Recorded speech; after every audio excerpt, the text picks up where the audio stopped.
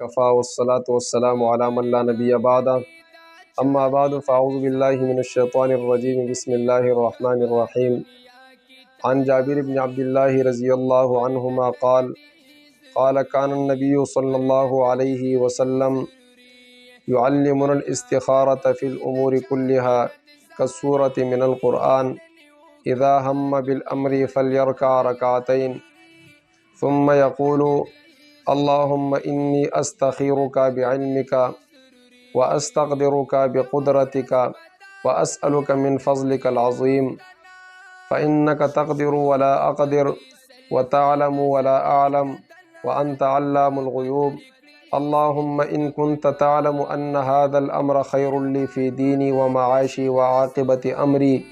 أو قال عاجل أمري وآجله فاقدره لي وإن كنت تعلم أن هذا الأمر شر لي في ديني ومعاشي وعاقبة أمري أو قال في عاجل أمري وآجله فاصرفه عني واصرفني عنه واقدر لي الخير حيث كان ثم رزني به ويسمي حاجته رواہ ابن ماجہ۔ اکثر دوست احباب استخارہ کے متعلق سوال کرتے ہیں کہ استخارہ یہ کیسے کرے اور کب کرے، استخارہ کرنے کا طریقہ کیا ہے اور اس کی ثبوت کہاں سے ہے۔ تو میں نے آپ کے سامنے سرکار دو عالم صلی اللہ علیہ وسلم کے گلدستہ احادیث میں سے ایک حدیث بروایت حضرت جابر بن عبداللہ رضی اللہ تعالی عنہ آپ کے سامنے پیش کی ہے۔ حضرت جابر بن عبداللہ رضی اللہ تعالی عنہ فرماتے ہیں کہ ہمیں نبی علیہ الصلوۃ والسلام استخارہ اس طرح تعلیم فرماتے تھے، استخارہ کے جس طرح قرآن کریم کی آیات سکھاتے تھے، اور فرماتے تھے کہ جب آپ کو کوئی اہم مسئلہ پیش آ جائے، کوئی کام درپیش ہو، آپ کچھ کام کرنا چاہتے ہو، کچھ کاروبار سٹارٹ کرنا چاہتے ہو، یا کوئی بھی ایسا کام ہو جو آپ کا ارادہ ہو کہ اس کو میں کروں اور اس میں میرے لیے بہتری ہوگی یا نہیں، آپ کسی جگہ نکاح کا پیغام دینا چاہتے ہو تو آپ استخارہ کر سکتے ہو، اللہ سے مشورہ ہے استخارہ کرنا۔ تو اس کا کیا طریقہ ہے؟ نبی علیہ الصلوۃ والسلام نے فرمایا کہ آپ کیا کریں، فلیرکع رکعتین، 2 رکعت نماز پڑھے اور اس کے بعد آپ اللہ کی حمد اور تعریف کرے اور نبی علیہ الصلوۃ والسلام پر درود شریف بھیجے، کیونکہ جس دعا میں حمد، اللہ کی حمد اور تعریف ہو اور آپ علیہ الصلوۃ والسلام پر درود شریف بھیجنا ہوتا ہو تو وہ دعا رد نہیں ہوتی۔ اس کے بعد آپ دعا کریں، استخارہ کی جو دعا ہے جو اس حدیث کے اندر ہے، وہ دعا کیا ہے؟ اللہم انی استخیرک بعلمک، اے اللہ میں تیرے علم کے ذریعہ تجھ سے خیر طلب کرتا ہوں، اور پھر فرمایا وَأَسْتَقْدِرُكَ بِقُدْرَتِكَ، اور تیری قدرت کے ذریعے تجھ سے قدرت طلب کرتا ہوں۔ آپ کو ہر چیز کی قدرت ہے تو آپ سے میں قدرت طلب کرتا ہوں کہ مجھے قدرت دے دے کہ یہ کام کر لو، اور پھر فرمایا وَأَسْأَلُكَ مِن فَضْلِكَ الْعَظِيمِ، اور تیرے بڑے فضل کے ذریعے سے تجھ سے سوال کرتا ہو۔ تو یہ دعا اس طریقے سے کرے۔ پھر فرمایا فَإِنَّكَ تَقْدِرُ وَلَا أَقْدِرُ، کیونکہ آپ کو قدرت ہے، آپ قادر ہو، قادر مطلق ہو، مجھے قدرت نہیں ہے، جب تک آپ مجھے قدرت نہ دے سکو تو مجھے قدرت نہیں ہے۔ وَتَعْلَمُ وَلَا أَعْلَمُ، اور آپ کو علم ہے، آپ جانتے ہو، میں بے خبر ہوں، میں نہیں جانتا ہوں اس کام کے بارے میں کہ یہ میرے لیے بہتر ہے یا نہیں ہے۔ وَأَنْتَ عَلَّامُ الْغُیُوبِ، اور آپ تمام غیبوں کے جاننے والے ہو، آپ سب کچھ جانتے ہو۔ اللہ تعالیٰ کی طرف نسبت ہے کہ آپ سب کچھ جانتے ہیں۔ اور پھر فرمائے ان كنت تعلم ان هذا الامر خیر لی فی دینی و معاشی و عاقبت امری، اے اللہ اگر تیرے علم میں ہے میرے لیے یہ کام میری دنیا اور آخرت میں بہتر ہے، فی دینی و معاشی و عاقبت امری، یہ جو کام میں کرنا چاہتا ہوں یہ میرے لیے میری دنیا اور آخرت میں یہ میرے لیے بہتر ہے، میرے لیے نقصان دہ نہیں ہے،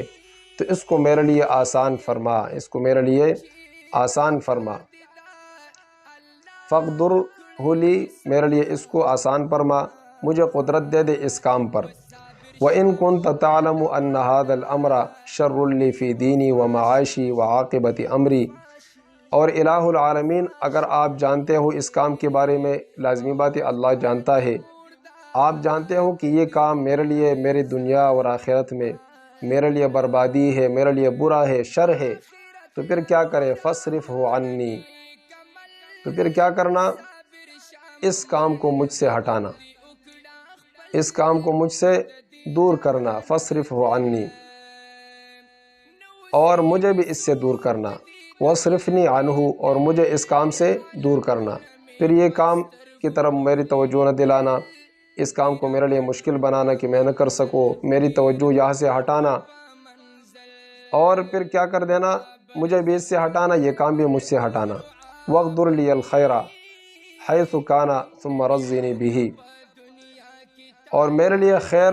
مقدر فرما جہاں کہیں بھی ہو، میرے لیے خیر مقدر فرما، اس کے علاوہ یہ جو کام ہے میرے لیے بہتر نہیں ہے، مجھے اس سے دور فرما، اور اس کام کو مجھ سے دور فرما، اور میرے لیے کہیں اور خیر مقدر فرما، جہاں سے بھی ہو میرے لیے مقدر فرما، ثم رضنی بہ، اور پھر مجھے اس پر راضی فرما، جو کام آپ میرے لیے مقدر فرمائے اس کے علاوہ اس پر مجھے راضی فرما، اور آخر میں یہ فرمائے کہ وَيُسَمِّ حَاجَتَهُ، آپ جو کام کرنا چاہتے ہو وہ حاجت بھی ذکر کرے، آپ کو ضرورت ہے کسی کام کا، یہ استخارہ یہ اللہ سے ایک قسم کا مشورہ ہے، اللہ سے آپ مشورہ کرنا چاہتے ہو، آپ کا ارادہ ہے کسی کام کے کرنے کا، کوئی تجارت آپ شروع کر رہے، کسی جگہ میں آپ شاپ بنانا چاہتے ہو، کوئی تجارت کرنا چاہتے ہو، کسی جگہ میں زمین آپ لینا چاہتے ہو، یا کسی جگہ آپ رشتہ کرنا چاہتے ہو، تو آپ اللہ سے مشورہ کرتے ہیں،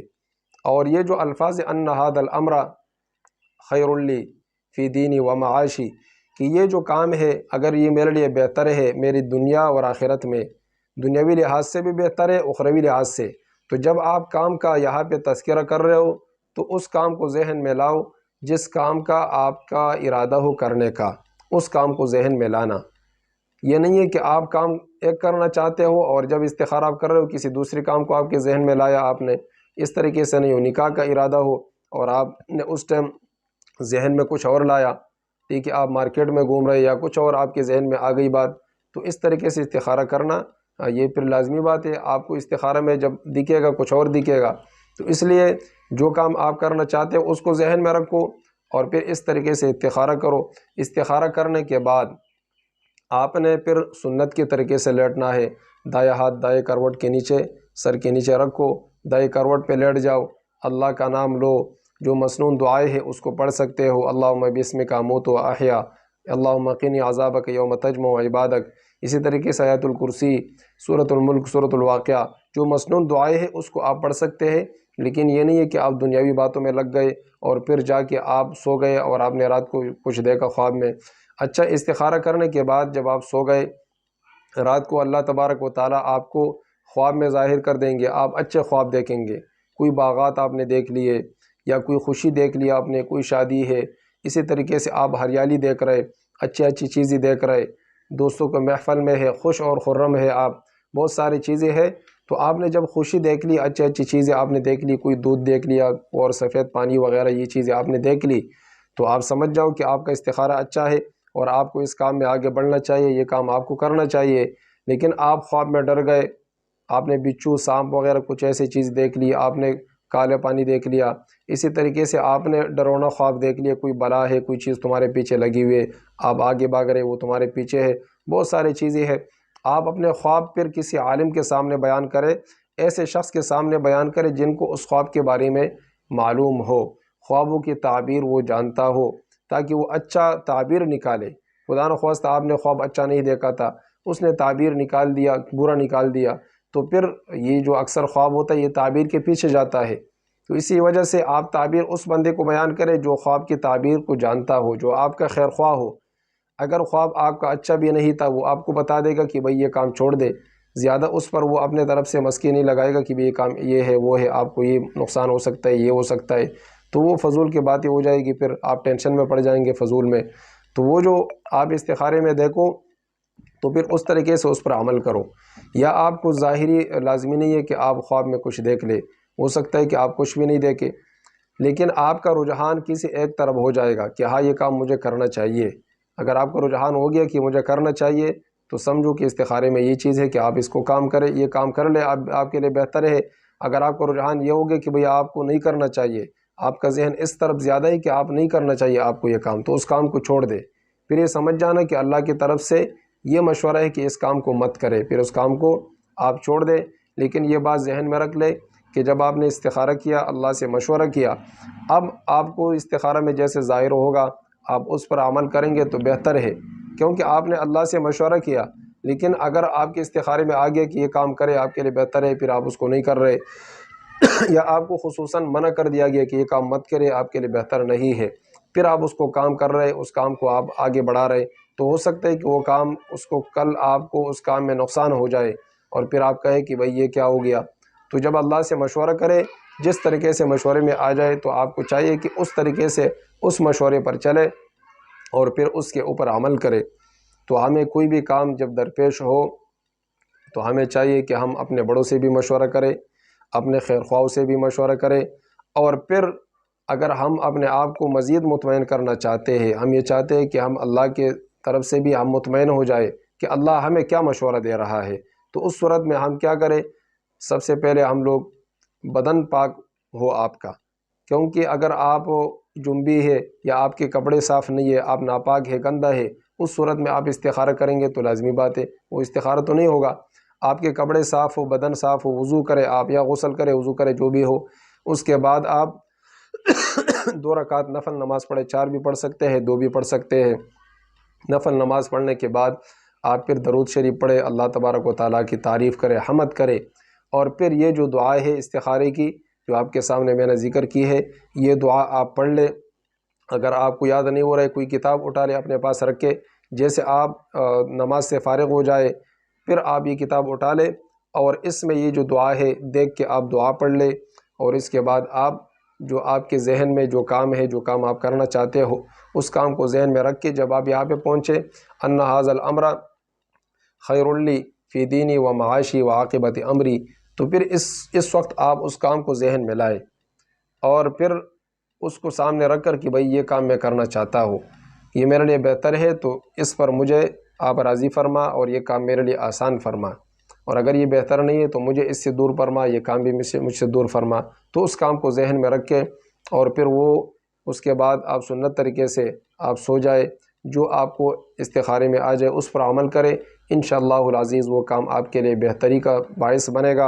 اور کبھی آپ کو اس کام میں نقصان نہیں بنے گا۔ لیکن استخارہ کرنے کے بعد اگر آپ اس کام میں خواہ ٹانگ گڑا رہے، اس کام کو اس طریقے سے نہیں کر رہے، دوسرے طریقے سے کر رہے، تو پھر اس کا مطلب یہ ہے کہ آپ خود اپنے آپ کو گڈھے میں جو ہے نا وہ گرانا چاہتے ہو۔ تو ہم سب کو چاہیے کہ ہم اپنے قرآن اور سنت کے مطابق اور نبی علیہ الصلوۃ والسلام کے بتائے ہوئے طریقوں پر اس پر چلے، اور جب بھی کوئی کام ہمیں درپیش آ جائے، ویسے بھی کوئی کام اگر ہمیں پیش آ جائے تو ہمیں چاہیے کہ ہم نماز پڑھیں اور اللہ سے مدد مانگیں۔ قرآن میں ہے وَاسْتَعِینُوا بِالصَّبْرِ وَالصَّلَاةِ، ہم مدد مانگو اللہ سے، کیسے؟ کس کے ساتھ؟ صبر کے ساتھ اور نماز کے ساتھ۔